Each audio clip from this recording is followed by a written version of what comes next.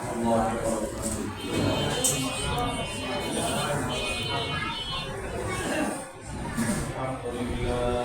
الحمد لله نحمده ونستعينه ونستغفره ونعوذ بالله من شرور أنفسنا ومن سيئات أعمالنا من يهده الله فلا مضل له ومن يضلل فلا هادي له ونشهد أن لا إله إلا الله وحده لا شريك له أرسله بالحق بشيرا ونذيرا وداعيا إلى الله بإذنه وسراجا منيرا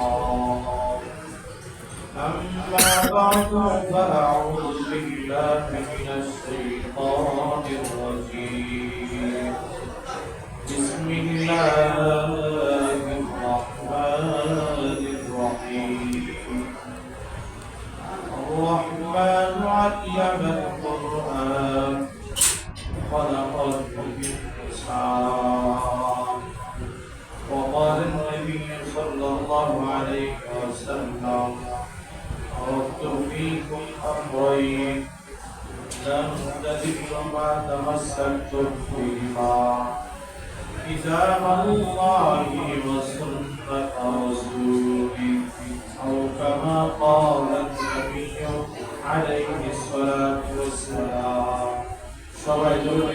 اللهم صل على محمد وعلى آل محمد كما صليت على إبراهيم وعلى آل إبراهيم إنك حميد مجيد اللهم بارك على محمد وعلى آل محمد كما باركت على إبراهيم وعلى آل إبراهيم إنك حميد مجيد আল্লাহ পাকের কাছে লক্ষ কোটি শুকর ও সুজুদ যে মহান রব আপনাকে আমাকে এমন একটি জায়গায় আসার বসার তৌফিক দিয়েছেন এই জন্য বাবা আমরা খুশি না হইলাম দেখেন লম্বা চূড়া বয়ান করার আমার কোনো ইচ্ছা নাই শুধু আপনাদেরকে কয়েকটা আমল শিখায়া ইনশাআল্লাহ আমরা দিয়ে দিব আমলগুলো বললে শিখবেন তো নাকি কারণ আমি মোটামুটি কিছুদিন আগে চরমনা বিশ্ববিদ্যালয়ের আগে বয়ান দিচ্ছিলাম জানি না দুষ্ট প্রকৃতির লোকের অভাব নাই পৃথিবী এক কবিরাজের কাছে গেছে উনি বলছে হুজুর আপনার গলাতে ভালো আছে আমরা যে দিনের কথাগুলো বলি এগুলো বলতে দেব আমি আর আপনি কে আল্লাহ রাসূলুল্লাহ স্বয়ং নবীজিরেও এই সমস্ত কাজ করছে যাই হোক মালিক আমার কথা বলার শক্তি দিয়েছেন আসলে যার কথা বলার শক্তি নাই যে মানুষটা কথা বলতে পারে সে বুঝে যে কথা বলার মতো নিয়ামত কত বড় নিয়ামত বাবার পর বলবেন না এই জন্য বাজার যার হাত নাই সে বুঝে একটা হাতের কত প্রয়োজন যার চোখ নাই সে বুঝে একটা চোখের কত প্রয়োজন এই জন্য যেহেতু আমার রব আমার হাত দিয়েছেন আমার কণ্ঠ দিয়েছেন আমার চক্ষু দিয়েছেন এই প্রত্যেকটা জিনিসকে আমি আমল দিয়ে পরিণত করবো পারবো ইনশাআল্লাহ যে মালিক আমাকে দিয়েছেন সেই মালিকের জন্যই সারাটা জিন্দেগি আমল করে কাটাই দিব কারা কারা রাজি আছে আল্লাহ কবুল করুক বলেন আমিন আজকে অনেকে স্লোগান দেয় যে আমার জীবন আমার নেতার জন্য দিতে প্রস্তুত বলে না বাবা যে তোমার জবান কি তোমার হাত কি তোমার নেতাই দিয়েছে নেত্রী দিয়েছে কে দিল আল্লাহ। এই জন্য এটা আমল শিখবে যে আমার মালিক কিভাবে আমার উপর খুশি হন। গুনাহ করলে দুনিয়াতে অনেক মানুষকে আল্লাহ গুনার শাস্তি দিয়ে দেন।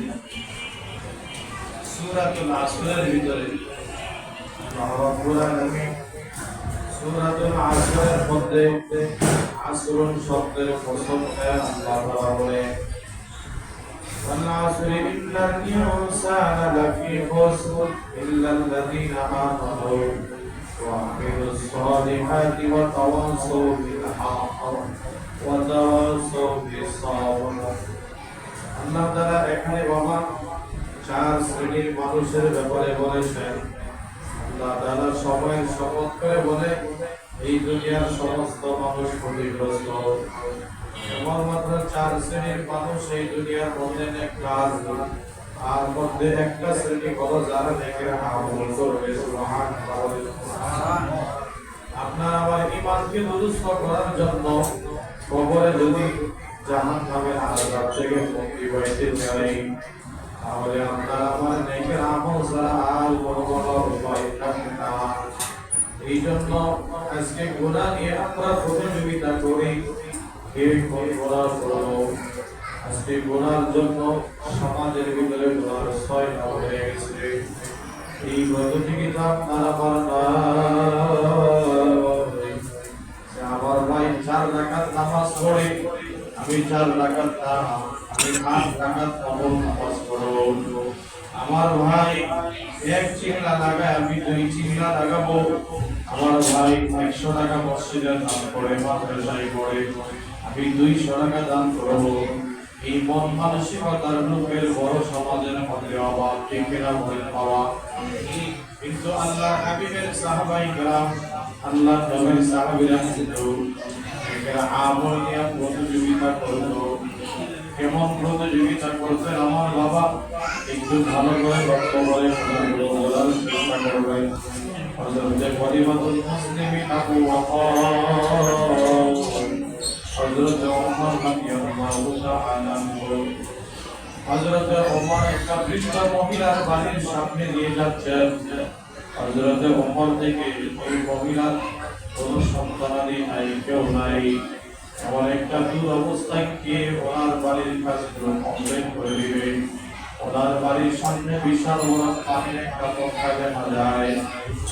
এত বৃদ্ধ হয়ে গেছে উনি যে পানির পথটা বাবা কে করে দিবে। হযরত খলিফাতুল মুসলিমিন ওমর চিন্তা করলো আগামীকাল থেকে আমি ওনার পানির পথটা ভরে দিব, আর ঘরের কাজগুলো আমি করে দিব।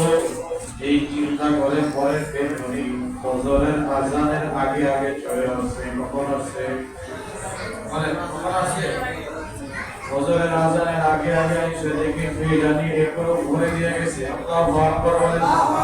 কে জানি ঘরের সমস্ত কাজ গোছায়া বাড়ির যে পটকা ছিল বাড়ির পটকা উপরে আযানের আগে আগে চলে গিয়েছে।